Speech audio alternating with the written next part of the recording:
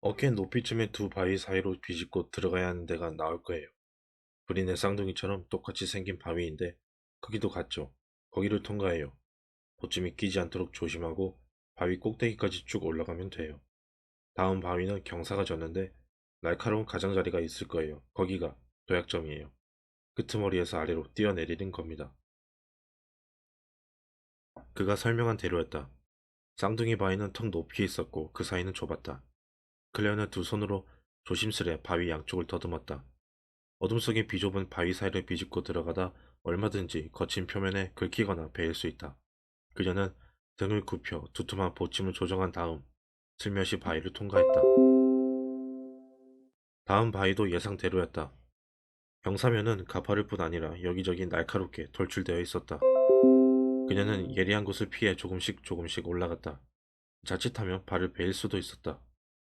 그녀는 훈련받은 발가락을 손처럼 사용해 길을 더듬었다. 신중에 신중을 기한 탓에 진행은 느리기만 했다.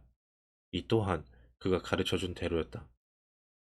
마침내 경사면 끝에 다다랐다. 그가 일러준 대로 도약을 할 곳인데 끄트머리가 무척 날카로웠다. 클레어는 중심을 잡고 크게 심호흡을 하며 건너뛰어야 할 거리를 머릿속으로 되새겼다. 그리고 망설임 없이 어둠 속으로 몸을 날렸다.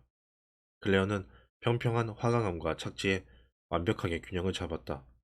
사실 클레어에게는 첫 번째 시험 때나 마찬가지였다. 작은 고비였지만 자칫 사소한 착오라도 있을 경우에는 치명적일 수밖에 없으니 고비를 하나 남은데 넘적 만족할 일이다. 그녀는 보찜에서 물병을 꺼내 한 모금을 마신 뒤 잠시 휴식을 취하며 다음 단계를 점검했다. 멀리 바다 건너 수평선에서 분홍빛 새벽이 깨어나고 있었다. 정오, 태양이 머리 꼭대기에 있었다. 발밑으로 나무 이파리들이 가볍게 흔들렸다. 산들바람이 분다는 얘기겠지만 이곳까지 닿지는 않았다. 클레어는 이마에 땀을 훔치고 젖은 머리카락을 뒤로 넘겨 목 근처에서 다시 묶었다. 젖은 두 손도 옷으로 꼼꼼히 닦아냈다. 암벽 구간. 조금이라도 손이 미끄러지는 날에는 그걸로 끝이다.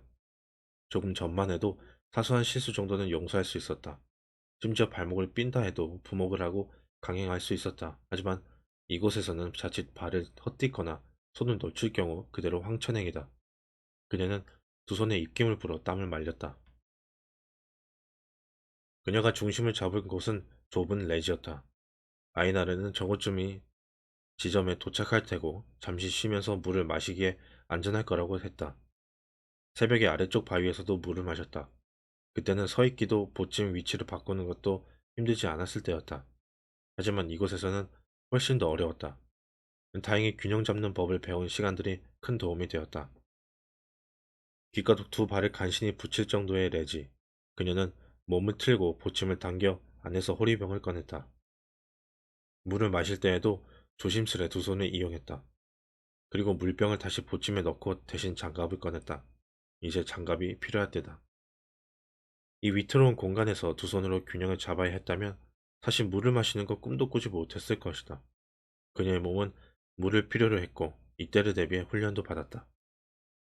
클레어는 보침을 다시 등에 맨 다음 두 다리로 서서 양쪽 손에 장갑을 착용했다. 그리고 밧줄을 풀기 시작했다. 사실 단 한 번 올라온 사람이 레지와 디딤판을 모두 기억하고 설명했다는 건 거의 기적이었다. 아니, 다시 내려갔으니 두 번인 셈이지만 어차피 부상당한 몸이라 남들 같으면 외울 생각 따위는 하지도 못했을 것이다.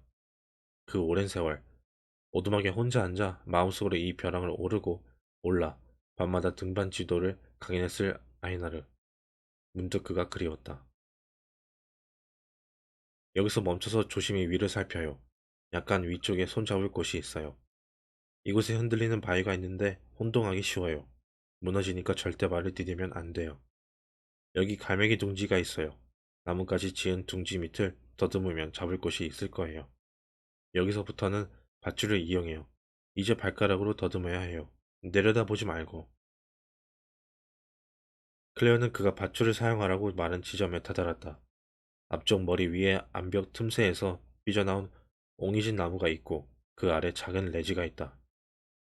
지금 중심을 잡고선 레지와 나무 아래 레지 사이에는 손을 잡거나 발을 디딜 데가 전혀 없다. 따라서 올가미를 나무에 걸어 넓은 암벽을 가로질러야 한다. 클레어는 매듭을 지어 올가미를 만들었다. 저 건너 위쪽에 발육부진의 나무가 보였다. 그녀는 눈으로 나무를 확인하고 올가미의 지름을 결정했다. 아이나르는 자신이 갔다 온 지 오래되었으니 나무도 자랐을 거라고 했다. 그래서 비틀린 가지들을 모두 통과해 줄기에 걸어 매려면 올가미가 아주 커야 할 수도 있다고 했다. 하지만 한눈에 보기에도 나무는 거의 자라지 않는 듯 보였다. 그보다는 까맣게 탔고 가지 하나는 죽어 꺾인 채 줄기에 매달려 있었다. 벼락이야. 벼락에 맞았어. 클레어는 그렇게 생각했다. 클레어는 바위 어느 지점에서 뿌리가 노출되었는지 살펴보았다. 뿌리도 갈라졌을까? 버틸 수는 있을까? 하지만 그 너머는 커다란 옹이에 가려 보이지 않았다.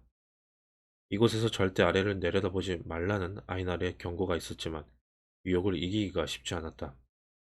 만일 그녀의 체중을 이기지 못해 나무가 뽑힐 경우 어떻게 될지 알고 싶었다.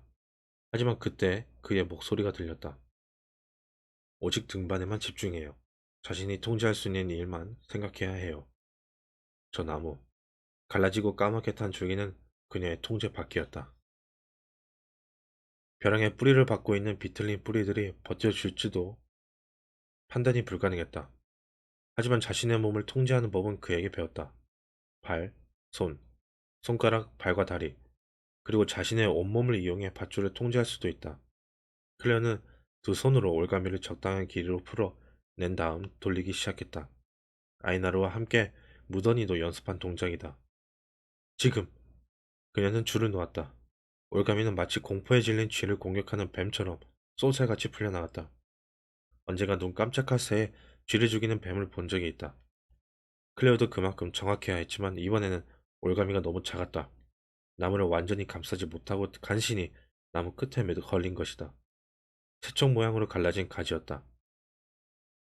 힘껏 잡아채자 다행히 가지가 부러지며 밧줄이 떨어져 나왔다. 그녀는 손을 번갈아 움직여 줄을 만 다음 올가미를 더 크게 조절하고 두 손으로 매듭을 고정했다. 클레어는 뱀의 이미지를 재소환했다. 눈, 목표, 빠르고 정확한 공격. 그녀는 다시 밧줄을 돌렸다가 놓았다. 밧줄은 뱀처럼 정확히 날아가 나무를 통째로 올감했다. 클레어는 올가미가 줄기 아래까지 미끄러져 내려가게 한 다음 밧줄을 당겨 조였다. 그리고 좁은 레지에 선 채로 자기 허리에 밧줄을 묶었다. 이제 다음 동작은 레지를 떠나 팽팽한 밧줄과 발끝에 걸리는 작은 돌출부들에 의지해 깎아지는 화강암을 건너는 것이다. 앵여 뿌리가 뽑히는 날에는 그녀도 함께 추락사고 만다. 오직 임무에만 집중해요. 등반에만.